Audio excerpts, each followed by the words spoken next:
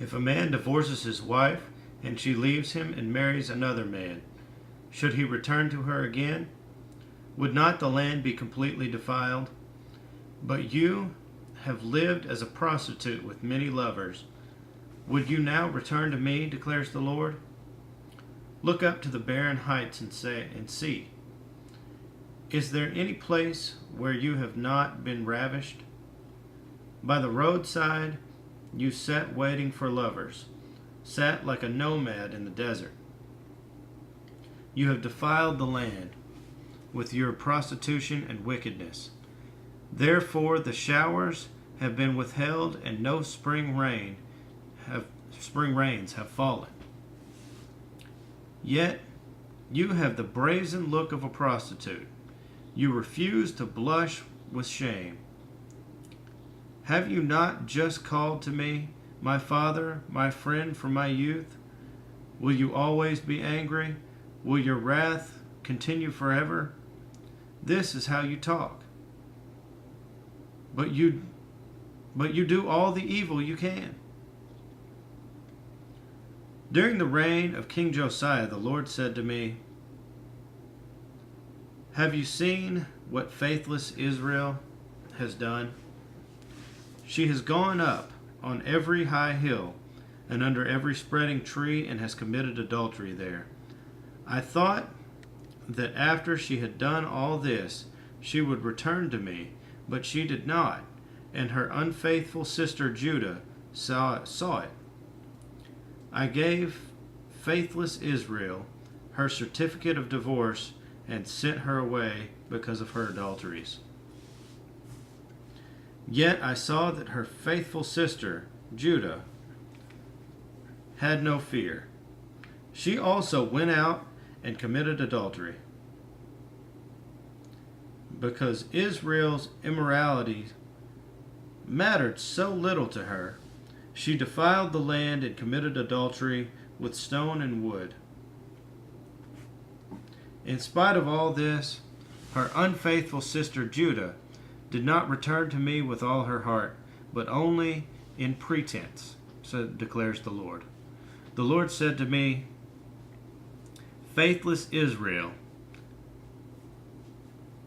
is more righteous than unfaithful Judah. Go proclaim this message toward the north. Return, faithless Israel, declares the Lord. I will frown on you no longer, for I am merciful, declares the Lord. I will not be angry forever. Only acknowledge your guilt.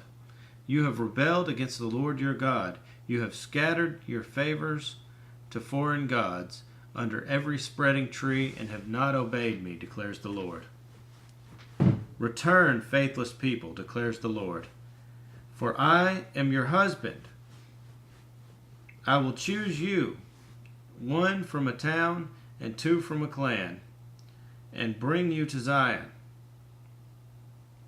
Then I will give you shepherds after my own heart, who will lead you with knowledge and understanding.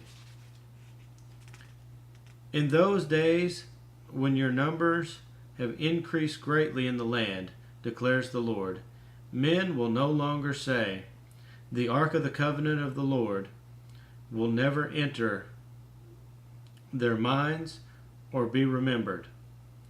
It will not be missed, nor will another one be made.